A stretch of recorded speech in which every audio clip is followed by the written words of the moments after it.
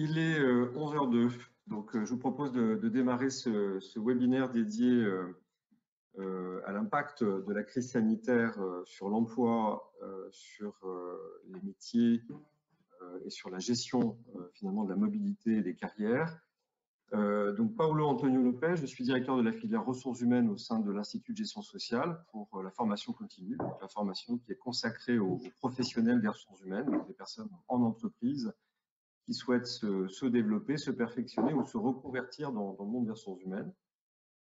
Communauté qui est en première ligne depuis de nombreux mois, depuis un an maintenant, face aux conséquences de la crise d'un point de vue de la gestion des ressources humaines et des problématiques engendrées, que ce soit d'un point de vue sanitaire, d'un point de vue santé, d'un point de vue emploi, d'un point de vue carrière, et avec beaucoup de rebondissements, puisque nous sommes à la veille de nouvelles mesures et restrictions dont on en saura plus ce soir à 18h, semble-t-il, annoncé par notre Premier ministre. Alors pour parler de ce sujet, j'ai de nombreux invités, de nouveaux experts intervenant au sein des entreprises, pour les entreprises, pardon, et sur des sujets de ressources humaines. Donc Laure Juano, directrice conseil de l'activité carrière et mobilité de l'entité Talent Solutions de Right Management, qui est un cabinet de conseil faisant partie du groupe Manpower. Grégory Chastagnol, qui représente le cabinet d'avocats Factory Avocat, donc spécialiste en droit du travail. Et Reynald Signolet, responsable du Market Lab de la cellule intelligence économique de Manpower. Au programme de notre webinaire, trois dimensions qu'on va aborder. On va commencer peut-être avec une vision hélicoptère des impacts économiques finalement sectoriels et métiers. Donc Reynald va prendre ce sujet tout de suite après cette introduction. Pour avoir une vision un peu globale et rétrospective. Il nous disait tout à l'heure en préparation qu'évidemment, ça risquait de changer avec le deuxième confinement probable qui nous attend, en tout cas la deuxième vague de mesures. Deuxième sujet, un focus sur les dispositifs juridiques et de management des ressources humaines qui peuvent être mis en place pour accompagner les impacts économiques sur l'emploi, sur les compétences et sur les transitions professionnelles. De nombreux secteurs sont très impactés et doivent gérer des situations complexes d'arrêt, de redémarrage ou de difficultés économiques liées à cette crise. Et dans un troisième temps, on abordera les sujets d'animation de dispositifs de transition professionnelle, mais du point de vue des collaborateurs, c'est-à-dire des personnes qui sont concernées par ces sujets, avec une problématique centrale qui est comment finalement entretenir, développer son employabilité dans des contextes où on voit bien on est de plus en plus confronté à des changements de carrière qui sont souhaités ou imposés, et actuellement ils sont plutôt imposés. Et donc Laure Juano nous fera une présentation des dispositifs aujourd'hui qui sont mis en œuvre. Alors sans tarder, on va faire une transition et je vais passer la parole à Reynald Signolet. Reynald, est-ce que tu veux bien dire deux mots de qui tu es et surtout de nous parler du Market Lab Manpower? Qu'est-ce que vous faites et à quoi ça sert l'intelligence économique dans un groupe qui s'occupe d'accompagner, de créer des solutions pour l'emploi? Oui, effectivement. Merci beaucoup, Paolo. Alors, merci d'être de cette introduction. Je suis ravi d'être avec vous ce matin, effectivement. Donc, je me présente, je suis Reynald Signolet. Je suis responsable, tu l'as dit, effectivement, de l'intelligence économique au sein du groupe Manpower. Très concrètement, je suis en charge de cette entité, effectivement, qui s'appelle le Market Lab. C'est une entité qu'on a créée il y a 4 ans, dont les missions reposent sur l'analyse de l'environnement, alors à travers la conjoncture économique, fortement, on va en parler ce matin, justement, à travers la connaissance marché, mais également à travers la veille stratégique, la veille concurrentielle ou réglementaire. Le but de tout ça, c'est comprendre, c'est analyser l'environnement, souvent complexe, en tout cas très changeant. On le voit effectivement, on le vit très fortement depuis quelques mois et quelques années. Et tout ça, ça sert à créer de la valeur avec la data, avec toute cette information à 360. Et ce travail, il permet d'anticiper l'évolution de cet environnement et en tout cas, il permet aussi d'alimenter le positionnement et la stratégie de l'entreprise. Voilà, très succinctement pour expliquer effectivement les missions de cette entité dans un environnement effectivement aussi riche et complexe. Alors ce matin, oui, effectivement, ce matin, j'ai le plaisir et la lourde responsabilité d'essayer de vous exposer un petit peu les impacts économiques de cette crise sanitaire absolument inédite, historique. On verra là, on essaiera de limiter les adjectifs un petit peu outranciers, mais je pense qu'ils ne sont pas forcément galvaudés dans ce cas-là. Peut-être une précision liminaire, déjà considérons que cette situation n'est pas terminée. C'est un point important, la situation, on en a parlé tout à l'heure, la crise sanitaire n'est pas résolue, je crois que c'est une évidence pour tout le monde malheureusement. Mais c'est important et on ne peut pas commencer sans effectivement évoquer, mentionner l'incertitude des prochains mois, des prochains jours, voire effectivement des prochaines heures, avec les annonces du gouvernement pour contrer toute cette dégradation épidémique locale qui seront effectivement faites ce soir. Rénal, je me permets de t'interrompre 2 secondes parce que j'ai oublié de mentionner un point important tout à l'heure à nos participants. Donc, vous avez la possibilité de poser des questions, bien évidemment, via le système de questions de chat en ligne. On gardera 10-15 minutes à la fin de l'intervention pour être sûr de tenir le timing, pour répondre à vos questions et avoir un échange. Donc, n'hésitez pas à poser toutes vos questions au fur et à mesure. C'est promis, on reviendra dessus et on gardera une session dédiée en fin de présentation. Reynald, c'est à toi. Merci. Alors là, bon, j'ai pris toutes les précautions d'usage effectivement pour expliquer l'incertitude ambiante et tout cet aspect-là, mais alors voilà, rentrons dans le sujet.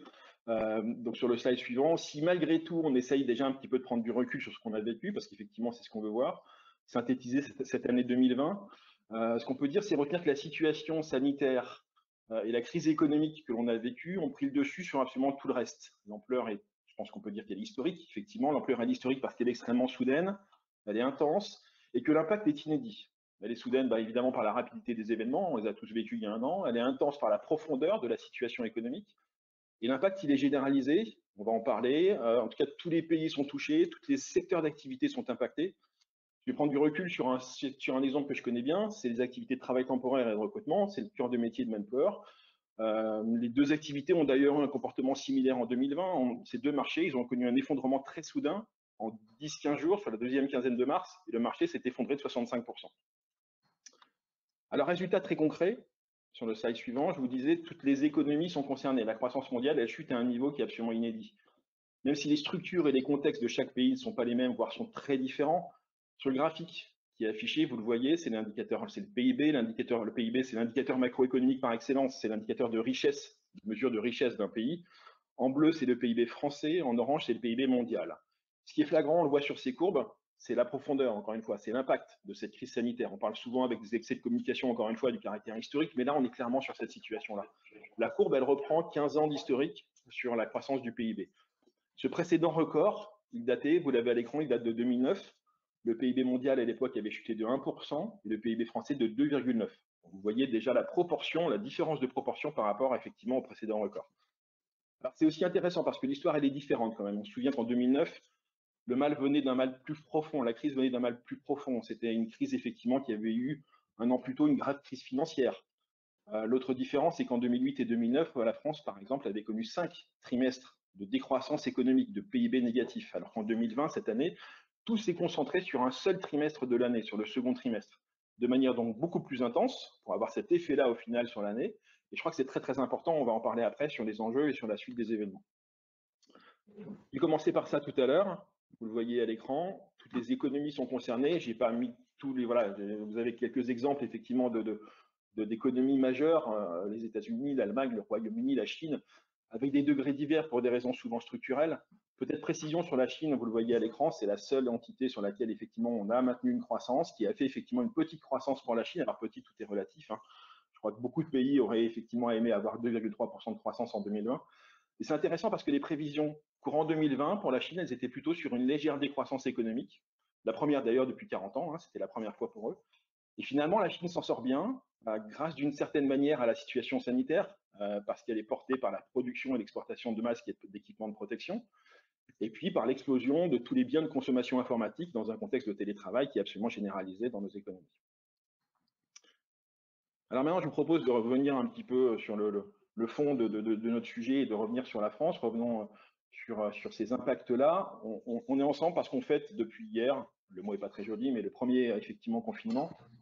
Ce premier confinement, il a duré 55 jours, mais il a eu une ampleur absolument historique, encore une fois. Souvenez-vous, le jeudi 12 mars 2020, Édouard Philippe, alors Premier ministre, il annonce la fermeture des bars, des restaurants, des lieux de rassemblement pour le surlendemain. Et le 16 mars au soir, Emmanuel Macron annonce que le pays est en guerre sanitaire, avec la mise en place d'un confinement immédiat dès le lendemain matin. Et ça, effectivement, c'est absolument inédit là aussi.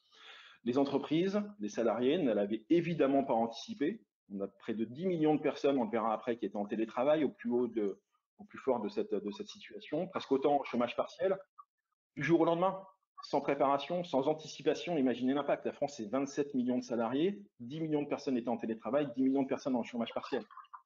Avec le recul, on a calculé aujourd'hui que 30 à 35% de l'activité économique avait disparu pendant ce premier confinement. Le second confinement, lui, il a commencé le 30 octobre pour évoluer alors après à partir de mi-décembre avec soit des mesures de couvre-feu ou des confinements locaux ou partiels. Et comme le dit très justement l'INSEE dans sa dernière note de conjoncture, je vais paraphraser effectivement ce qui a été publié, je trouve que c'est très juste, la sidération a laissé place à l'adaptation. Et je crois que cette phrase résume très bien la comparaison entre les deux épisodes. Si on peut d'ailleurs afficher le petit encart sur le deuxième confinement. Le deuxième confinement, il est fort heureusement nettement moins violent. Il est moins violent, moins fort, déjà parce qu'il est moins strict. Ce second épisode, alors il a laissé les établissements scolaires ouverts, et je pense qu'on a tous vécu ça de manière très différente. Il a autorisé de nombreux secteurs d'activité à poursuivre leur activité. Je pense au BTP, bien sûr, je pense à pas mal d'industries, des secteurs des services publics aussi qui sont restés ouverts, alors que le premier confinement était à l'arrêt ou presque. Bien entendu, on parle de secteur d'activité, c'est difficile de ne pas parler de l'hôtellerie, la restauration, l'événementiel, le tourisme, les loisirs, la culture, le sport, tout ce pan énorme des services à l'arrêt, ou alors très légèrement adapté depuis quelques temps, depuis un an, jour pour jour. Tout cet aspect-là, c'est 10 à 15% du PIB français. Donc c'est vraiment effectivement un enjeu très très fort. C'est d'ailleurs une des raisons structurelles de la plus forte décroissance du PIB français par rapport aux autres économies occidentales. On pose souvent la question. Mais cet aspect-là, ce poids-là, effectivement, est très très fort sur la France. Et à l'inverse, on a des secteurs d'activité comme l'industrie agroalimentaire, comme la chimie, comme la santé, ou alors le commerce électronique, la logistique, qui ont été mis à très forte contribution dans ce contexte. Donc ce second confinement, il a été moins soudain, aussi parce que le télétravail était organisé. Une partie, je pense qu'on l'a tous connu aussi, une partie des salariés étaient même restés en télétravail entre les deux phases. Le chômage partiel était davantage maîtrisé, beaucoup plus organisé. Et on peut se féliciter d'ailleurs, c'est aussi un point, et tout le monde le reconnaît aujourd'hui, des formidables capacités d'adaptation dont ont fait preuve les entreprises dans ce contexte. Parce qu'on a su très très vite rebondir, parce qu'on a su très très vite s'adapter, fort effectivement de la première expérience. Donc 3 fois moins que le premier confinement, mais avec une forte hétérogénéité par secteur d'activité. Donc voilà, peut-être dernier point intéressant aussi, qu'on regarde un petit peu les impacts et qu'on essaie sur l'aspect vraiment quanti. Donc, un couvre-feu, on estime aujourd'hui que c'est entre 5 et 7% d'impact économique. Donc, retenez, le premier confinement, c'est 30%, le second confinement, ça a été 10%, et un couvre-feu, c'est entre 5 et 7% de perte d'activité. Rénal, une toute petite question de curiosité. L'aéronautique en vert au mois de décembre, Oui. et on sait que tous les avions des compagnies aériennes sont cloués au sol et ont réduit largement, donc je suppose que c'est l'industrie, c'est la construction qui poursuit. Oui, oui, absolument, c'est la construction qui poursuit. Alors le vert, effectivement, pour l'aéronautique, aurait pu être vert clair, voire orange, mais c'est vrai qu'on ne distingue pas effectivement tout ce qui est aéroportuaire, qui là est clairement dans le rouge. D'accord, d'accord. Merci beaucoup. On poursuit. Il nous reste 4-5 minutes, Rénal. Alors, pour bien comprendre l'impact de ces événements historiques, je propose qu'on s'attarde effectivement sur la structure de l'économie française. C'est une structure qui est différente de ses voisines parce qu'elle, par rapport à l'Allemagne, qui est plus industrielle. La France, elle a des industries essentielles, bien évidemment. Je pense à l'aéronautique, à l'automobile, à l'agroalimentaire, mais elle n'a pas le même tissu d'entreprises intermédiaires industrielles. Elle repose davantage sur la consommation et le pouvoir d'achat. Et on le voit sur ce premier graphique, la consommation, elle s'est effondrée de 7,5% en 2020. Alors, un arrêt de la consommation par les impacts de confinement. Et grosso modo, en période de sidération, on sort moins, on consomme plus. Donc les ménages français ont subi une épargne forcée et contrainte. Ce qu'il faut comprendre, c'est que 100 milliards d'euros, on parle même de 130 selon certaines études, ont été épargnés par les ménages en 2020. Alors c'est pas évident toujours d'avoir conscience de ces ordres de grandeur. 100 milliards d'euros, c'est l'équivalent du plan de relance qui a été voté par le gouvernement. 100 milliards d'euros, c'est plus qu'une année de recettes d'impôt sur le revenu. Mais ce qui est très important, c'est de considérer, et c'est très important pour comprendre les enjeux de tout ça, c'est qu'effectivement, cette épargne forcée et contrainte a évolué en épargne volontaire de précaution. Et ça, je crois que c'est très très important. On est passé d'une épargne subie à une épargne prudente. On voit sur le prochain graphique qui s'affiche les indicateurs de confiance qui sont très marqués. On voit effectivement, voilà, à travers que ce soit l'indice PMI, soit le climat des affaires de l'INSEE, une très forte chute et une remontée sur la suite. Ça suit relativement effectivement le résultat de tout ça. La Qu'est-ce que c'est résultante, l'indice PMI, Reynald? Qu'est-ce que c'est l'indice PMI, c'est un indicateur où on interroge les directeurs d'achat sur leur D'accord. anticipation des commandes à venir dans les entreprises. Et donc, du coup, c'est un indicateur avancé.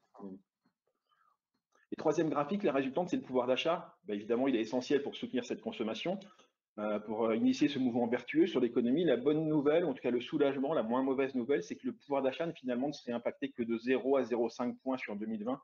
C'est beaucoup moins que ce qui était craint effectivement avant.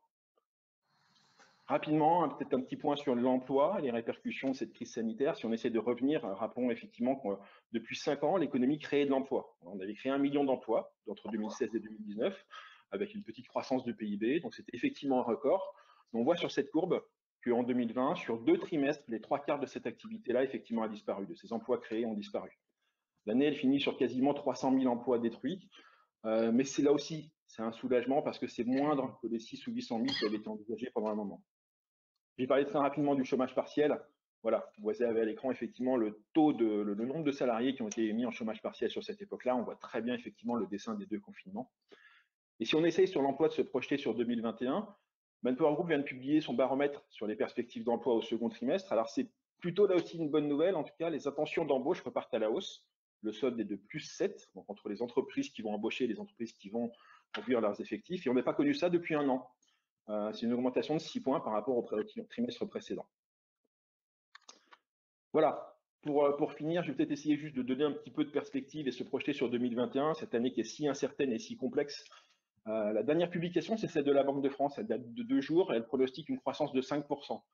Donc c'est une reprise significative. Cette reprise, elle est portée, j'en ai parlé, par les formidables capacités d'adaptation des entreprises et par l'étendue des mesures qui ont été mises en place, le chômage partiel, les différentes aides et soutiens. On n'en parle pas ce matin, on n'a pas le temps, mais il y aura aussi un enjeu de cet aspect-là, de sortir du quoi qu'il en coûte et des mesures de soutien. Après, tous les scénarios, qu'ils soient du FMI et de l'OCDE, ils reposent tous sur l'évolution évidemment de la situation sanitaire. Le pari économique, il est simple, c'est que le vaccin, c'est la fin du confinement, c'est la reprise d'activité. Donc, très sincèrement, on anticipe une année qui va être marquée par 2 semestres différents. D'abord, on le vit actuellement, encore une fois, un premier semestre très impacté, très incertain. Et si tout va bien, une deuxième partie de l'année plus enclin à la reprise ou à un rebond économique.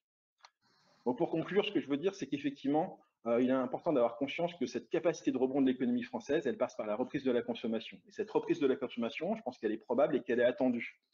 Pour vous donner un dernier chiffre, sur les 2 semaines de confinement du mois de décembre, suivies de 2 semaines de couvre-feu, les achats de décembre 2020, ils sont supérieurs à 4% des achats de décembre 2019, malgré tout ça. Et évidemment, on compare des périodes qui n'ont rien à voir d'un point de vue des contraintes sanitaires, des limitations dans les magasins, des gestes barrières. Donc c'est plutôt encourageant. Cette capacité de rebond de l'économie, elle est très forte. Il faut bien avoir à l'esprit, je finirai là-dessus, que l'économie, quand elle s'est arrêtée il y a 1 an, le 17 mars 2020, elle n'était pas malade. C'est très important. Elle n'a pas souffert d'un biais économique, industriel ou financier, comme on a pu le connaître en 93, en 2000, en 2008. Clairement, l'économie a été mise sous cloche, volontairement. C'est très, très différent. C'est d'ailleurs pour ça aussi que le politique assume cette décision, avec effectivement tous les plans de soutien qui ont été mis en place. Donc certes, il y aura des dégâts collatéraux importants, souvent irréversibles, mais l'économie qui a été arrêtée, elle était en bonne santé et dans une tendance longue plutôt positive de création d'emplois et de petite croissance. Elle est donc beaucoup plus apte, je le pense, à démarrer dans la plupart des secteurs d'activité. Voilà, on a vécu une crise sanitaire, on vit une crise de l'interaction sociale, de mobilité professionnelle. On voit qu'on est effectivement tous chez nous en train de faire des visios à distance. Et je crois que la reprise convalescente, ou en tout cas ce qu'on appelle le déconfinement économique, sera plus rapide dans ce contexte et plus dynamique. Donc on sait qu'en 2021, en 2022, on aura du chômage, on aura des défaillances d'entreprises, mais on aura aussi une reprise de la consommation, donc de l'activité et donc de l'économie. Merci beaucoup, Reynald. C'est très intéressant, très éclairant. Et je suppose qu'on va avoir beaucoup de questions sur ce sujet. Je vais passer la parole à Grégory Chastagnol du cabinet Factory Avocat pour nous parler des dispositifs à disposition des entreprises pour accompagner les impacts de cette crise qui, vous le voyez, ce sont des impacts dans un contexte où on était plutôt en croissance et en développement. Excusez-moi, je lutte un petit peu avec les présentations et qui nous impactent pendant un temps qui nous paraît très très long, mais qui, je l'espère, va se terminer courant 2021 par des bonnes nouvelles avec la vaccination. Mais on a encore quelques péripéties. Donc, Grégory, peut-être quelques mots d'introduction sur votre cabinet et puis on plonge directement dans les dispositifs offerts par le législateur aux entreprises pour accompagner cette période extrêmement difficile et bigarrée. Le micro, on ne t'entend pas, Grégory. Merci Paolo, merci Rénal pour ta présentation qui était très éclairante. Donc nous, on est un cabinet d'avocats créé il y a 18 mois, spécialisé en droit du travail, au bénéfice des entreprises. On est exclusivement conseil d'entreprise et on a accompagné à la faveur de ces événements depuis un an beaucoup d'entreprises sur leur plan de restructuration, leur accompagnement, la mise en sommeil effectivement d'une partie de leur business. Et c'est à ce titre-là effectivement que je vais intervenir ce matin. Nous, on est 9 associés, on est 80 avocats au cabinet, donc effectivement, on a eu pas mal de volume, pas mal de benchmarks sur ces dispositifs de restructuration, de transition et d'accompagnement. Et donc, l'idée de ce matin, c'est pas uniquement vous parler de ce que vous connaissez et qui a déjà été traité au cours de ces différents mois, l'activité partielle longue durée. On est déjà, on est presque au bout, dans une certaine mesure. Les plans de sauvegarde de l'emploi, il y en a eu énormément. Alors, je vais vous donner quelques chiffres parce que ça peut quand même être intéressant, mais c'est vrai qu'aujourd'hui, à la faveur de ce qu'on peut trouver notamment sur les Legifrance, vous savez que sur les Legifrance, tous les accords déposés, conclus par les entreprises sont déposés sur le site et sont finalement en accès libre. Et donc, on a des chiffres sur le nombre de PSE qui ont pu être mis en œuvre depuis un an, plusieurs centaines évidemment. Avec différentes typologies de PSE, licenciement contraint, les plans de départ volontaire, où on ouvre un guichet, mais finalement on ne supprime pas de poste de manière impérative, les ruptures conventionnelles collectives, des dizaines et des dizaines de RCC négociés et conclus depuis un an également, les accords de performance collective, plus largement les négociations sur la durée du travail. On a plusieurs centaines d'accords sur la durée du travail qui ont été conclus depuis un an par les entreprises pour adapter leur activité, pour prévoir plus de souplesse, plus de flexibilité, réduire la durée du travail pour faire face à la baisse de voilure, ou en tout cas, ou à l'inverse, être dans des schémas un peu différents, où on va par exemple décider d'intégrer les heures supplémentaires et donc de faire en sorte de réduire le coût du travail de l'entreprise. Voilà, tous ces dispositifs-là se sont conclus par centaines depuis un an. Ce qui rappelle aussi une chose, c'est qu'aujourd'hui, on est dans le temps de la négociation en termes de droit du travail. On est passé dans une phase avec les ordonnances Macron, texte El Khomri, Rebsamen, on est passé dans une phase de négo. Plus simplement de droit contraint, et donc les entreprises aujourd'hui, on le constate, se saisissent de plus en plus du dialogue social pour faire avancer leur cause, pour maintenir leur business, pour développer leur activité, pour réduire les coûts, pour gagner en souplesse. Ce sur quoi on a voulu essayer de mettre un petit focus ce matin, c'est sur ces dispositifs qui sont peut-être un peu moins impactants en termes de suppression d'emplois et qui permettent d'adapter la voilure dans ce que vous a décrit Rénal ce matin, c'est-à-dire un temps court. L'activité économique française était très bonne avant la crise. Elle sera probablement très bonne. Les chiffres qui viennent de nous être donnés, 5% de croissance dès 2021, c'est stupéfiant. Et donc, ça veut dire qu'on est dans un certain nombre de secteurs d'activité, dans un besoin de garder sa main-d'œuvre qualifiée, dans la prévisibilité du rebond qui va arriver dans quelques semaines, quelques mois. Et un des outils assez intéressants, qui est resté malheureusement assez marginal, mais qui est intéressant et dont on a voulu vous parler ce matin, c'est le prêt de main-d'œuvre.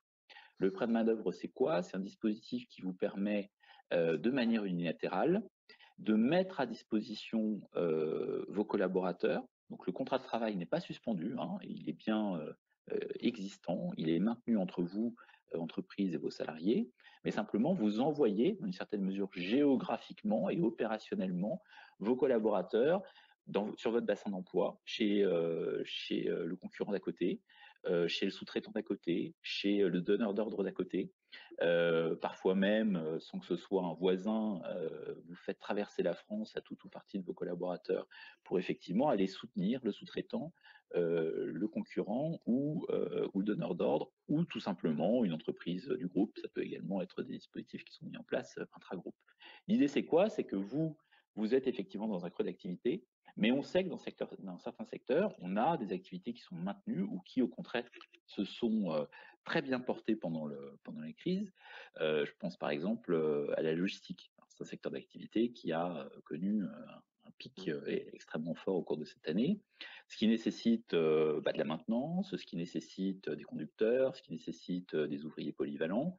Et donc, effectivement, On a dans un certain nombre de secteurs d'activité, mais pas seulement dans l'industrie, pas seulement dans la logistique, pas seulement dans ces secteurs-là, mais également dans certaines industries du luxe, on a pu avoir, et donc c'est le cas que que vous avez affiché Paolo, on a pu avoir en association avec l'activité partielle et l'accord de performance collective la mise en place d'un prêt de main-d'œuvre.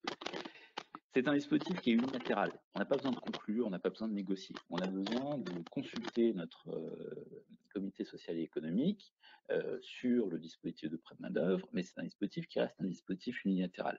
C'est un dispositif qui va nécessiter une convention tripartite entre l'entreprise d'accueil, l'entreprise qui prête les collaborateurs, et puis le collaborateur lui-même, auquel on va demander de signer un avenant. Donc évidemment, tout ça ne peut intervenir que sur la base du volontariat.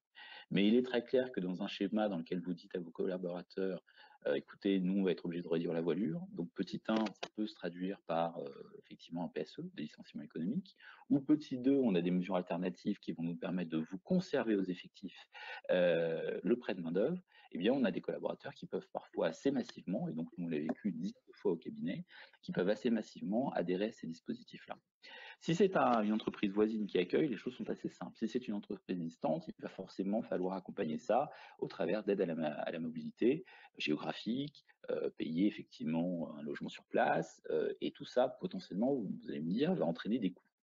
L'intérêt du prêt de main-d'œuvre, c'est qu'il va être refacturé à l'entreprise utilisatrice. C'est-à-dire qu'effectivement, le coût de la main-d'œuvre ne va pas peser sur l'entreprise qui prête. Vous allez refacturer à l'euro, salaire plus cotisation sociale. De sorte qu'effectivement, on a les mêmes effets finalement qu'un plan de restructuration, sauf que c'est immédiat. Au moment où vous mettez en place votre prêt de main-d'œuvre, vous réduisez drastiquement votre masse salariale et vous n'avez pas d'indemnité de rupture, il n'y a pas de surcoût de restructuration comme on peut avoir dans le cadre d'un plan de départ volontaire ou d'un PSE. Et donc, effectivement, on est sur un dispositif qui est extrêmement lean sur le plan économique. Alors, les petits surcoûts qu'on peut avoir en termes d'accompagnement géographique, par exemple, on va payer un hôtel ou une chambre ou un appartement pendant quelques semaines, on va mettre à disposition des collaborateurs des indemnités pour effectivement payer les frais de déplacement voiture, par exemple, s'il y a une petite centaine de kilomètres à faire. Ces éléments-là vont être considérablement amortis sur une courte période par la prise en charge du prêt de main-d'œuvre financier par l'entreprise qui accueille. On a, du point de vue de l'entreprise qui accueille, un intérêt fort, c'est qu'elle va avoir des collaborateurs qui sont en emploi, qui sont motivés, qui sont volontaires, et dont elle sait effectivement que ce tunnel qui est le sien, c'est-à-dire le besoin ponctuel qui est le sien en termes de main-d'œuvre, qui serait très difficile à couvrir par des CDD ou par des CDI ou par de l'intérim, ce besoin temporaire, eh bien, le prêt de main-d'œuvre s'y adapte parfaitement, puisque on va convenir par exemple d'un besoin de 6 mois, et au terme de ces 6 mois, les collaborateurs prêtés vont revenir dans l'entreprise initiale, sans encore une fois qu'il y ait un quelconque surcoût du côté de l'entreprise utilisatrice. Donc on est sur un dispositif qui est très souple, qui est très efficace économiquement, qui peut rester relativement marginal parce qu'effectivement, il faut trouver le bon fit entre l'entreprise qui prête, l'entreprise qui accueille et les compétences des collaborateurs considérés. Il y a un effet aussi positif qu'on a observé nous chez nos clients, c'est le développement de compétences qui est très à la mode, très nécessaire aujourd'hui dans l'environnement qu'est le nôtre, qui est très changeant, où on a, Reynald l'a dit, des métiers qui ont disparu, qui ont peut-être irrémédiablement disparu. Ces collaborateurs qui vont être prêtés vont potentiellement ajouter des cordes à leur arc, vont potentiellement développer de nouveaux métiers, de nouvelles compétences, découvrir de nouveaux produits. Et là aussi, on va avoir un intérêt multiplié pour l'entreprise d'accueil, l'entreprise utilisatrice, mais également le collaborateur lui-même.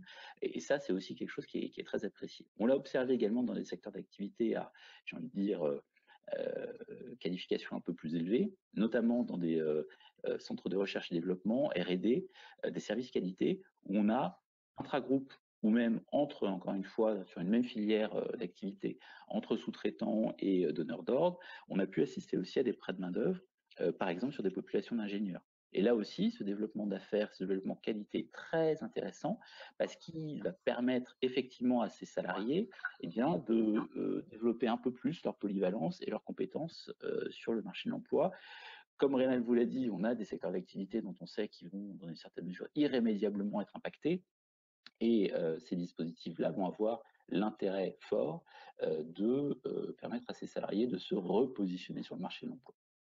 En termes de prêt de main-d'œuvre, on a, si je peux vous donner 2 exemples, on a l'exemple de PSA, qui alors je n'ai plus la date, c'était fin d'année, c'est novembre 2020, qui a conclu un accord relatif à la gestion des emplois et des parcours professionnels conclu pour 3 ans et qui prévoit effectivement un certain nombre de mesures, alors très classiques, hein, le développement des compétences des collaborateurs avec un certain nombre d'engagements de principe sur une méthodologie, l'identification des compétences nécessaires dans le groupe, l'évaluation des compétences des collaborateurs, l'identification des actions de formation pour amener des collaborateurs sur le niveau de compétences qui va être sur la période triennale à venir nécessaire pour ces collaborateurs, mais en adjonction à ces dispositifs de mobilité, j'ai envie de dire professionnelle interne, PSA a adjoint des dispositifs de mobilité professionnelle et géographique. Et dans ces dispositifs de mobilité professionnelle et géographique a été intégré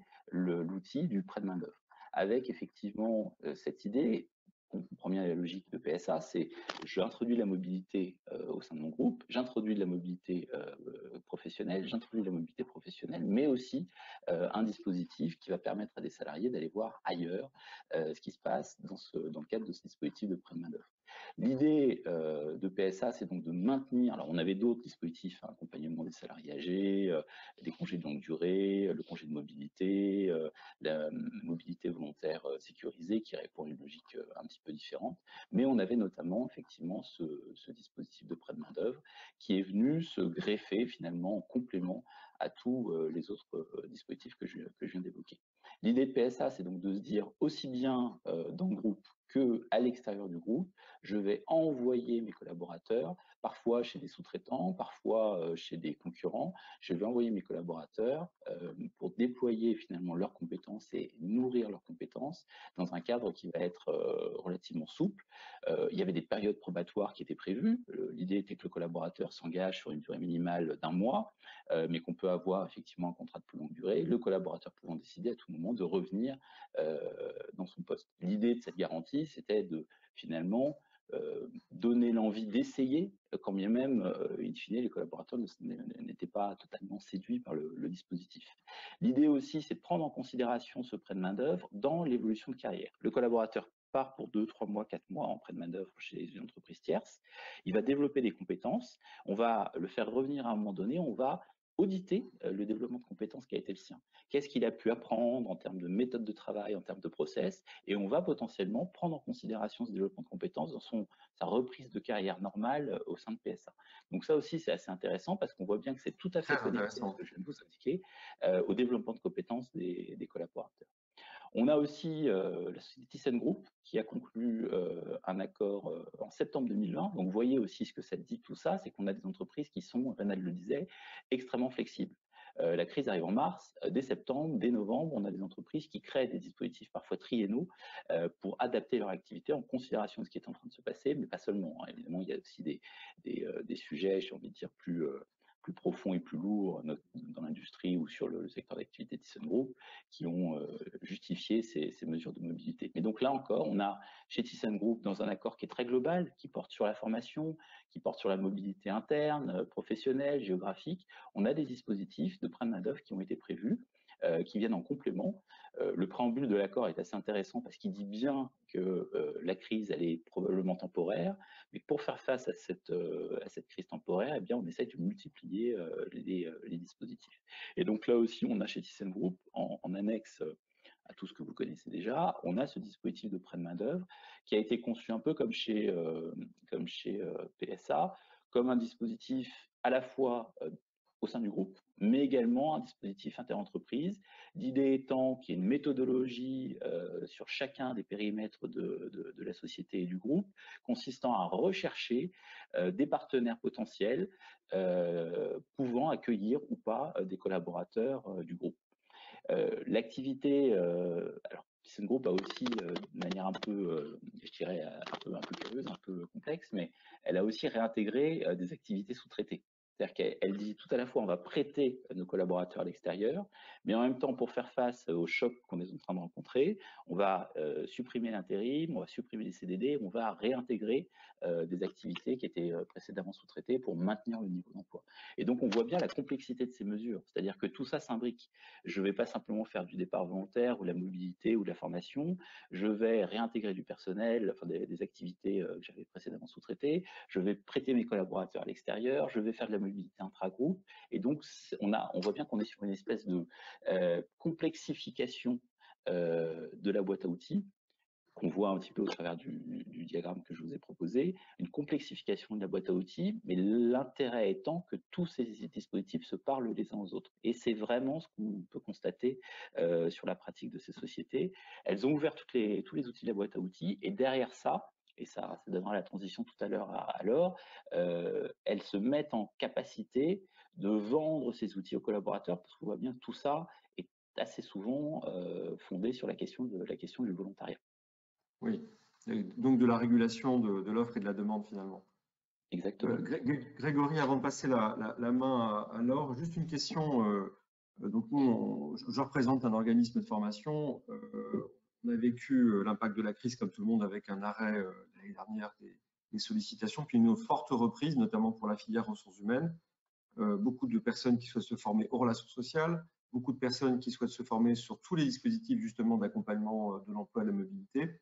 Et puis, il y a un élément qui est la formation, l'accompagnement des transitions professionnelles avec la possibilité pour des choix internes ou externes de se former, de se développer et de profiter de cette période avec des moyens supplémentaires injectés par le gouvernement pour rehausser le niveau de jeu et donc les compétences des collaborateurs. Est-ce que dans les dispositifs que tu mets en place avec tes clients aujourd'hui, il y a la prise en compte finalement de ces sujets, de ces enjeux? Tu as beaucoup parlé de compétences. Est-ce qu'il y a des moyens supplémentaires qui sont injectés pour accompagner la montée en compétences et donc la formation? Alors, on le voit effectivement au travers de ce que je viens de dire sur PSH, sur ThyssenKrupp. Si je donne un chiffre que j'ai plus en tête, mais je vais le retrouver, on a depuis un an 436 accords qui ont été conclus sur les questions de formation professionnelle dans les entreprises, publiés sur Légifrance. Et on a même une deuxième donnée, on dit autre accord relatif à la formation professionnelle, on a 75 accords. Donc c'est plus de 500 accords qui ont été conclus sur ces sujets-là. Et nous, on voit aussi chez nos clients, hein, c'est l'émanation de ce qu'on voit chez PSA ou ThyssenKrupp, deux exemples. Le premier exemple, c'est le développement de la polyvalence. J'ai un métier qui est en train de se rétrécir, j'ai des effectifs que je veux essayer de conserver, et donc plutôt que d'embaucher des spécialistes venant de l'externe, je vais essayer de développer la polyvalence de mes collaborateurs, rajouter des cordes à leur arc pour effectivement essayer de les maintenir en situation d'emploi dans mon groupe, parce que par ailleurs, c'est des compétences rares, j'ai dépensé de l'argent pour les recruter, pour les former, ils connaissent bien le métier, ils connaissent les clients, notamment dans le métier de l'ingénierie. Et donc là, effectivement, on a chez un de nos clients eu un peu d'investissement sur cette notion de développement de la polyvalence. Alors à l'inverse, on a chez un autre client un dispositif assez différent qui a eu pour objectif au contraire de spécialiser des collaborateurs. Là, l'idée était au contraire d'essayer de monter en gamme, de monter en qualité, en faisant le constat du fait que la polyvalence des collaborateurs ne servait pas forcément totalement les clients et ne générait pas nécessairement de la satisfaction clientèle. Aussi dans un secteur d'activité dans lequel il a fallu, ce secteur de la formation professionnelle en plus, c'est assez épique, secteur dans lequel il a fallu, compte tenu de la crise, dématérialiser un certain nombre de formations. C'est de la formation dans le secteur automobile et donc c'est de la formation en présentiel. Il a fallu inventer des outils tout à fait nouveaux et donc des casques de réalité virtuelle en 3D pour arriver finalement à recréer le démontage d'un moteur, la réparation d'une carrosserie. Et ces outils-là, ils ont été rendus possibles avec un investissement fort sur la formation des collaborateurs pour les spécialiser sur certains métiers et leur donner effectivement une coloration toute particulière en termes d'utilisation des nouvelles technologies, les mettre aussi à contribution pour développer ces outils ces outils de réalité virtuelle en 3D, parce que ça ne pouvait pas se faire uniquement avec un prestataire extérieur qui tombait du ciel. Il a fallu que les collaborateurs eux-mêmes contribuent à la production de ces outils-là. Et là, ce qui est assez intéressant, c'est qu'on voit qu'on est sur quelque chose qui est de l'ordre effectivement de la surspécialisation et de la montée en gamme de collaborateurs sur je dirais, des mouvements qui sont des mouvements de fond, le développement des nouvelles technologies et le changement finalement de méthode d'un certain nombre d'entreprises. Merci beaucoup Grégory. On va passer la main à Laure pour respecter notre temps de parole et le temps imparti à ce webinaire. Laure, donc on va parler d'employabilité durable, d'expérience collaborateur. Donc tu as la responsabilité d'un département qui accompagne des centaines de personnes dans le cadre de leur évolution professionnelle, leur reconversion professionnelle, leur transition professionnelle via des dispositifs dits collectifs, c'est-à-dire via tous les outils que nous a présentés tout à l'heure Grégory. Est-ce que tu peux partager avec nous donc ton expérience de ces dispositifs et au travers de cela, nous faire vivre aujourd'hui les dispositifs que tu accompagnes et ce que vivent les collaborateurs pris en charge par Talent Solutions Right Management. Ok, bonjour à tous, bonjour Paolo, et merci Reynald et Grégory de me permettre en effet cette transition parce que je crois que on a à la fois à préparer l'anticipation d'un rebond qui arrive avec l'incertitude de la date et toutes les données que nous a partagées Reynald, mais qui vont quand même à un moment vers une reprise de l'activité.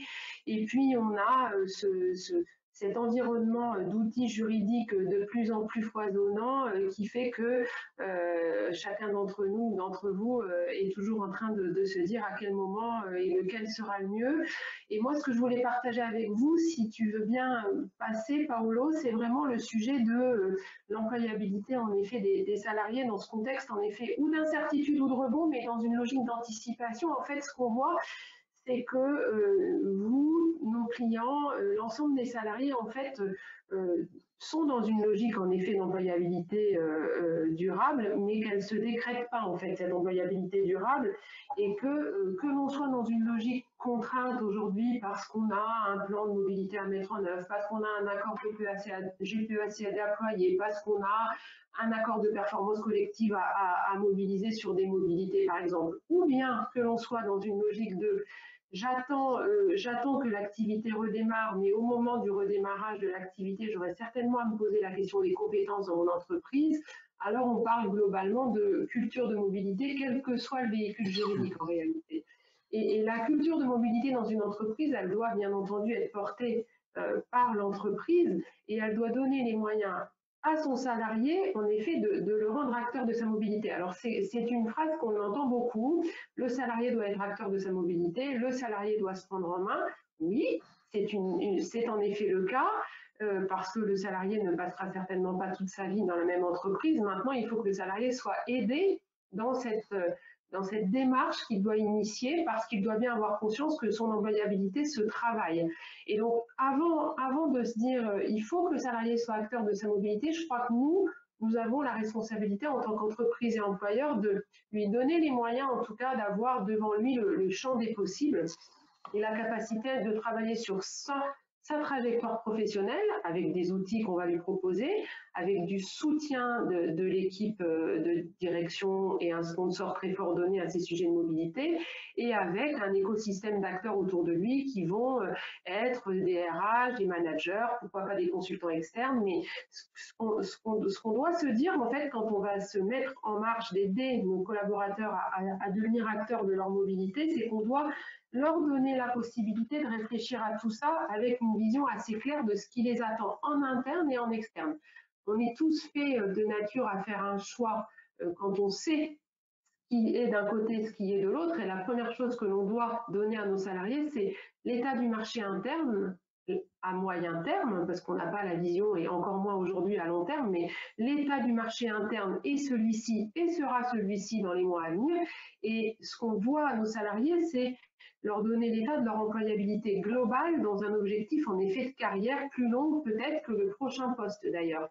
Et c'est là qu'on est dans une logique en effet tu l'as dit Grégory, de formation souvent et de logique de formation dans un objectif, évidemment la formation n'est pas une fin en soi, mais même dans un objectif plus global que le poste d'après. hein. Donc, je crois qu'il y a vraiment un sujet avant qu'on rentre dans des dispositifs qui peuvent être mis en place, il y a vraiment un sujet pour rendre acteur le salarié de sa propre mobilité, il faut que nous développons au niveau de l'entreprise une culture de mobilité, des acteurs dédiés, une cellule dédiée, de la vision sur les métiers, de la vision sur les métiers internes, externes, et que le salarié se mette en mouvement, comme on a l'habitude de le dire, avec une sécurisation quelque part de ses parcours. Il sait que s'il se met en mouvement vers ça, il aura ça. Il sait que s'il se met en mouvement vers ça, il va vers ça.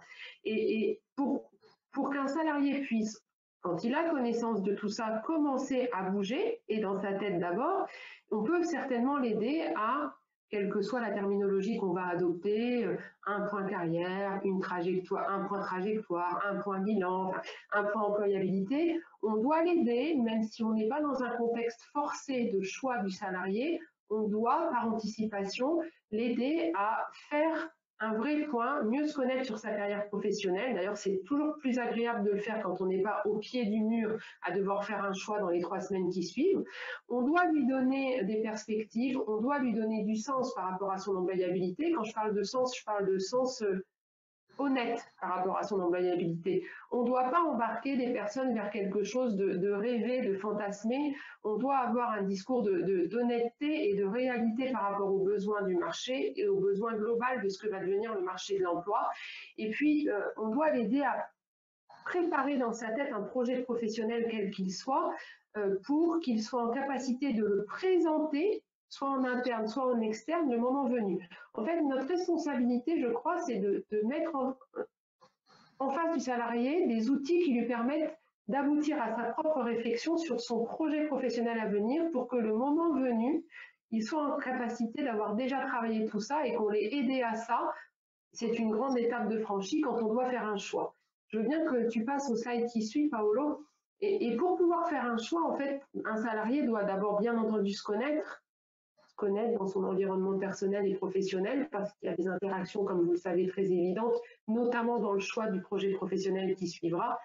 Et puis, parce qu'un investissement d'un projet professionnel type formation longue ou type création reprise d'entreprise nécessite certainement une stabilité familiale ou de l'environnement, en tout cas personnel. Et on doit surtout lui présenter son environnement, son marché, c'est-à-dire qu'est-ce que vous, le marché, peut vous offrir, soit par un effort de formation, soit par des gaps assez, on appelle ça des gaps plus simples, justement, de pont d'un métier vers un autre. Et l'objectif de tout ça, c'est que le salarié est préparé, il a un discours plus clair par rapport à sa capacité le jour venu à présenter son projet professionnel, et il est déjà rentré dans une dynamique de mouvement, voire de formation, de reconversion, qui est quand même la clé aujourd'hui d'une employabilité, comme tu le dis, Paolo, durable, dans un contexte de carrière de façon assez globale. Pour l'entreprise, évidemment, ce type de dispositif, et je vous en présenterai un juste après, a pour objectif de montrer en effet la vraie volonté de l'entreprise de rentrer dans une culture de mobilité, la vraie volonté de l'entreprise d'avoir une visibilité aussi sur les projets de ses collaborateurs, parce que il n'y a pas que le collaborateur qui se met en mouvement, vous allez avoir à gérer des rebonds bientôt, avec peut-être une copie très claire établie, mais pour beaucoup d'entre nous, la copie n'est pas très claire. Et peut-être qu'on peut s'aider justement de ces démarches individuelles de salariés dans une démarche amont, qui pourrait être maintenant, pour justement identifier vers quoi les salariés se portent, qu'est-ce que leur reconversion pourrait les amener pour construire notre copie de demain, pour construire notre entreprise de demain. Tout ce qu'on se dit aujourd'hui, c'est dans une logique d'anticipation qui doit aider à la fois le salarié, mais nous aussi l'entreprise, à construire notre copie quand le rebond viendra, en fonction de notre force de travail qui est la nôtre aujourd'hui, qui sont nos salariés. Un exemple que je pourrais vous partager, c'est l'exemple suivant d'une entreprise qui a travaillé avec nous dans une logique justement de parcours proposé à ses salariés dans une logique de projet à venir, parce que en effet, à l'initiative de ce parcours, une GEPP déterminée des emplois menacés, et donc les collaborateurs particulièrement impactés par ces emplois menacés se voyaient proposer cette logique de parcours que vous avez devant les yeux, qui était une logique à la fois sur la base du volontariat et surtout qui, à l'issue du parcours, c'est la partie droite du dispositif, n'avait aucune obligation de faire un choix, mais étaient en capacité, en tout cas, d'avoir déjà dans leur travail personnel une vision sur ce qui serait le mieux pour eux le moment où l'entreprise viendrait à leur demander leur solution. Et on a créé ce parcours en quatre entretiens qui devaient se dérouler en maximum 10 semaines.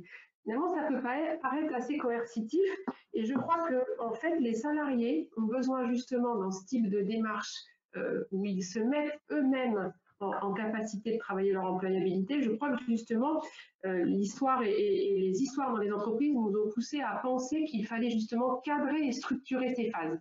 C'est-à-dire que plus on propose quelque chose au salarié qui va être cadré, plus le salarié rentre dans la démarche parce qu'il sait que ça va durer tant de temps, il sait qu'à l'issue de chaque phase, il aura un livrable, il sait qu'il va utiliser ce livrable pour tel ou tel objectif derrière. Alors que quand on dit au salarié, vous avez la possibilité tout simplement de réfléchir à votre employabilité et de travailler avec vos équipes RH et les supports qui lui sont amenés, eh bien le salarié ne voit pas l'objectif final de la démarche, voit juste quelque chose de contraint et de nouveau à prendre en main et qui va durer un temps incertain, qui va vers quoi on ne sait pas. Donc en fait, avec cette entreprise, on a décidé de dire 3 phases. Une phase de découverte de vous, avec un outil, un travail amont. Une phase d'assessment de vos compétences. Alors les compétences AACC avaient été validées bien entendu avant, selon les métiers qui étaient menacés et les emplois et les compétences à valider. Et une phase donc d'orientation qui arrivait après ces 2 phases de découverte et d'assessment, une phase d'orientation par rapport au marché de l'emploi interne et externe et par rapport à la capacité de se projeter sur une possible reconversion professionnelle, soit en interne, soit en externe. C'est un parcours qui a donné lieu du coup à pas mal de mobilité individuelle, parce que les salariés savaient que c'était quelque chose qui était peut-être vu à ce moment-là comme un moment de respirer et d'aller faire un point sur sa carrière professionnelle dans une logique d'anticipation et surtout pas de contrainte parce qu'il fallait absolument faire ce choix très vite. Voilà. Et donc pour conclure, en fait, tout ce qu'on se dit ce matin tourne quand même pas mal autour de la reconversion professionnelle puisque notre métier est d'accompagner en effet des salariés en mobilité. Pendant un bon moment et jusqu'à ces derniers mois, on était sur des salariés qui étaient un ratio assez finalement assez clair de 30 à 32% des salariés qui retournaient sur un emploi quasi identique à ce qu'ils souhaitaient faire, interne ou externe, 30 à 32% des salariés qui se reconvertissaient, donc qui dit reconversion disait effort de formation, diplôme certifiant à l'issue, et puis le reste sur des projets plutôt d'entrepreneuriat et de changement de statut pour passer dans une logique de créateur d'entreprise. Depuis quelques mois, voire une petite année, en fait, évidemment, le focus, et on en est ravis, le ratio de la reconversion professionnelle augmente parce que tout le monde a bien conscience de l'importance du sujet de la reconversion dans une logique d'employabilité justement durable et de carrière professionnelle. Donc la reconversion, en fait, évidemment, on ne se reconvertit pas pour se reconvertir, on se reconvertit pour un objectif à l'issue de sa reconversion. Donc c'est exactement l'objectif donné à toute cette logique, c'est de se dire quid de l'atterrissage à l'issue de ma formation avant de me lancer directement dans un parcours qui nécessite du temps, de l'investissement et de l'effort. Donc la reconversion doit évidemment favoriser la réflexion de chacun et la prise de décision, mais il faut dès le départ mettre en visibilité de la personne les offres d'emploi à l'issue de cet effort de formation, soit pour consolider sa trajectoire professionnelle, soit pour se reconvertir en effet vers 2, 3 maximum métiers qui recrutent. Ça aussi, c'est hyper important de se dire la reconversion doit atterrir sur quelque chose, et donc atterrir sur quelque chose veut dire que le salarié a en tête 2 ou 3 trajectoires maximum à l'issue de sa reconversion et pas moult trajectoires qui fait qu'il se sent encore plus perdu qu'autre chose quand il rentre en formation. Et pour conclure tout ça, je crois qu'il y a un dispositif qui va certainement nous permettre et vous permettre d'anticiper encore plus ces sujets de reconversion parce que alors je parle ici bien sûr du dispositif transition collective hein, qui a été lancé par le plan France Relance, dont tu parlais d'ailleurs tout à l'heure, Reynald, quand tu disais le ratio financier du plan France Relance. Bon, le plan France Relance a mis d'ailleurs un accent très fort, y compris financier, sur la reconversion professionnelle au sens large. Et vous voyez bien qu'on est vraiment dans cette logique d'employabilité durable et de carrière, puisqu'on parle de quelque chose au-delà même du périmètre de son entreprise, puisqu'on se dit, il y a des territoires qui identifient par le biais de plateformes des métiers porteurs, c'est la clé d'entrée, ce qui est quand même assez nouveau, et il y a en face des entreprises qui ont des emplois menacés et qui auraient plutôt tendance à raisonner uniquement par les outils malheureusement connus au bout du guet, un PSE, et qui finalement ont la capacité très en amont de négocier un accord GEPP sur ces emplois menacés et d'envoyer des personnes en formation dans le cadre d'un objectif ouvert sur le territoire, parce qu'il y a des métiers en besoin sur le territoire. Et je conclus sur ce que tu disais, Grégory, l'importance qui est donnée depuis les ordonnances Macron au droit du travail beaucoup plus contractuel que réglementaire. Et là, on est vraiment là-dedans.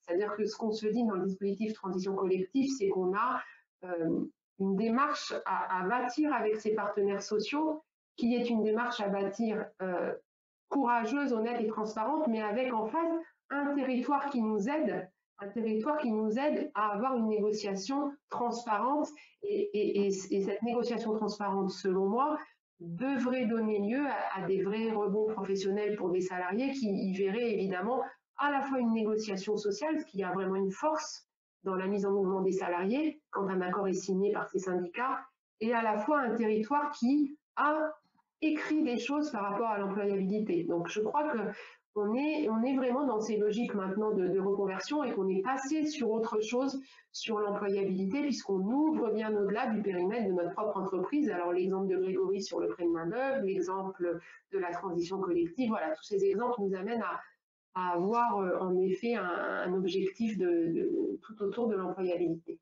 Voilà ce que je voulais vous partager. Merci beaucoup Laure. J'ai une question pour toi Laure, mais également probablement pour Grégory. Je vais synthétiser 2-3 questions autour de le prêt de main-d'œuvre. Est-ce que quand je prête ma main-d'œuvre, est-ce que je risque de me faire piquer des compétences? C'est-à-dire l'entreprise à qui on prête va garder le salarié. Comment on se prémunit de ça? Comment on se protège de ça? De manière plus globale, comment les entreprises gèrent, anticipent justement en gros la décroissance avec des plans sociaux, la mobilité forcée, et puis à un moment donné, des perspectives de reprise annoncées à 5%, où probablement il va falloir réembaucher ou embaucher des activités très très vite pour accompagner ce redémarrage. Donc 2 questions, hein. Une sur comment on gère finalement la protection des compétences quand on les prête, et une deuxième question sur comment on va gérer le redémarrage. Qui veut prendre la parole en premier? Grégory. Tu es en mute, Grégory. Ouais, voilà, je commence et puis je te donne la parole après. Alors, réponse courte parce qu'on est quasiment au bout du webinaire. Alors, il y a des entreprises qui font du prêt de main-d'œuvre pour se faire piquer leurs salariés. C'est-à-dire qu'elles espèrent qu'à un moment donné, ça se sédimente. Merci de ta franchise, Grégory. Voilà. Et puis ensuite, on a des entreprises qui effectivement veulent se protéger. Et donc là, ça suppose d'avoir dans la convention de prêt de main-d'œuvre une espèce de clause de non-concurrence, une interdiction de non-agression, obligation de non-agression entre l'une et l'autre, sauf à payer une indemnité, une clause pénale qui coûte très cher à l'entreprise qui accueille. Ensuite, sur l'articulation avec le PSE et la reprise d'activité, les entreprises, en tout cas nous, celles qu'on a conseillées, on a été extrêmement vigilants à leur dire attention, ça va peut-être durer 1 an et demi, mais vous ne pouvez pas effectivement vous engager dans un PSE si en réalité c'est temporaire. Il vaut mieux aller sur d'autres outils type AP, APLD, prêt de main-d'œuvre, des dispositifs temporaires. Donc aujourd'hui, je croise les doigts, mais en tout cas celles de nos clients qui sont partis sur des PSE, c'est effectivement parce qu'elles avaient, au-delà de la crise, des sujets structurels de fond que la crise n'a fait qu'accélérer. Et donc, si tout va bien, elles n'auront pas malheureusement pour elles, hein, peut-être, en tout cas, elles n'auront pas de perspective de réembauche réelle dans les mois à venir. Merci. Laure, tu veux compléter par ton expérience? Non, si, mais quel que soit en effet l'objectif au départ, et Grégory, tu l'as bien dit, hein, soit de se faire piquer ses compétences, soit en effet intéressant ta démarche comme PSA de récupérer des compétences et de les valoriser au retour aussi du parcours. Quoi qu'il en soit, je crois que l'objectif des deux côtés pour le salarié, et je me mets côté salarié, c'est vraiment, en effet, c'est pas que de maintenir son emploi, c'est de développer ses compétences, et développer ses compétences au profit d'une employabilité future qui sera ou dans l'entreprise prêtée, ou dans l'entreprise prêtante, ou peut-être encore ailleurs, mais je crois qu'en fait, bon, au-delà juridiquement des conventions et de ce qu'on y met dedans, de toute façon, l'objectif quand même, pour le salarié, c'est de continuer de continuer à gérer son emploi, son employabilité. Donc, bon, pourvu qu'il trouve un atterrissage à quelque endroit que ce soit à l'issue de cette période de prêt de main-d'œuvre. Merci beaucoup, Laure. Une question pour toi, Rénal, sur l'épargne subie, l'épargne prudente. Est-ce que parmi les data que tu traites, on a une idée de l'usage de cette épargne et du lien avec le pouvoir d'achat qu'on a sous le pied finalement? Pour l'instant, on est clairement sur l'argent qui est mis sous le matelas. C'est-à-dire qu'effectivement, c'est le contexte de prudence, c'est l'incertitude. Ce que je disais, c'est important, c'est l'épargne effectivement subie qui est devenue une épargne de précaution. Et ça veut dire qu'effectivement, les ménages, en tout cas pour tous ceux qui ont pu épargner, il y avait une étude qui est sortie il n'y a pas longtemps qui montrait qu'il y a quand même une manne financière assez importante. Pour l'instant, elle n'est pas du tout utilisée. Elle est vraiment effectivement gardée. C'est tout l'enjeu justement d'une reprise, c'est qu'il faut la réinjecter dans l'économie. Ça représentait effectivement plus de 100 milliards d'euros. Donc pour l'instant, elle n'est pas du tout utilisée. On a des chiffres qui détaillent un petit peu. Je peux vous dire que le livret A, par exemple, c'est 35 milliards d'euros. C'est un tiers effectivement de cette épargne-là. Donc voilà, c'est vraiment de l'épargne pour l'instant qui est mise de côté. C'est de la prudence, c'est de l'attente. Et puis voilà, comme tout le monde, on attend de voir ce qui va se passer dans les prochaines semaines pour savoir si on pourra à nouveau redépenser cet argent épargné et retrouver une consommation normale. Merci beaucoup, Rénal. Je voulais remercier l'ensemble des participants. Donc, on a atteint l'heure prévue, c'est-à-dire un peu plus que midi. Merci de votre participation. Il y avait plus de 100 participants au rendez-vous et donc on essaiera de maintenir ces rendez-vous dans le futur avec d'autres sujets autour des problématiques d'emploi, de mobilité et de transition professionnelle. Un petit mot peut-être pour conclure sur l'IGS formation continue. Nous aussi, on a vécu la crise. Donc, comme je vous disais, avec des périodes de stop and go, mais aujourd'hui, on est plutôt sur du go, et notamment pour la communauté des ressources humaines, avec des demandes de formation qui, évidemment, sont passées du présentiel au distanciel et du distanciel au digital learning, accompagné, parce que notre choix, c'est que la démarche reste très humaine et très accompagnée par des coachs et des experts. Mais pour vous donner une idée, cette prestation, elle a pris un tiers aujourd'hui de la place de nos programmes sur l'ensemble de nos titres. Donc c'est conséquent et ça a été 3 fois plus vite que prévu. Et on y accorde beaucoup d'attention. Les thèmes qui sont demandés sont beaucoup autour des relations sociales, puisque vous l'avez vu, il y a énormément de choses à négocier, à discuter entre partenaires sociaux et c'est assez normal.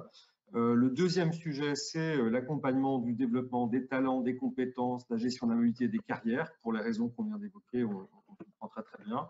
Et puis on a quand même beaucoup de sujets autour de l'administration du personnel et de la gestion de la paie et des rémunérations, puisqu'on voit qu'on est aussi dans une période compliquée, avec toutes les mesures d'entrée, de sortie, de chômage partiel, etc. Donc ça complexifie. Ce sont des métiers en tension. Il y a beaucoup de recrutement dans ces métiers-là. Et donc, nous, on a la contrepartie, c'est qu'on a beaucoup de sollicitations en matière de formation.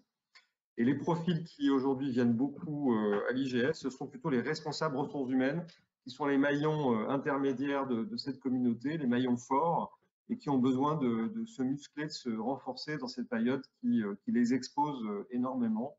On a aussi des retours de clients qui nous disent que cette communauté, depuis 1 an, elle est fatiguée, elle est très sollicitée et il faut aussi l'accompagner puisqu'elle est un petit peu lasse d'accompagner l'ensemble des dispositifs dont on a parlé, parce que tout ça, il faut le déployer et on le sait, cette communauté ressources humaines, elle est en première ligne par rapport à la crise.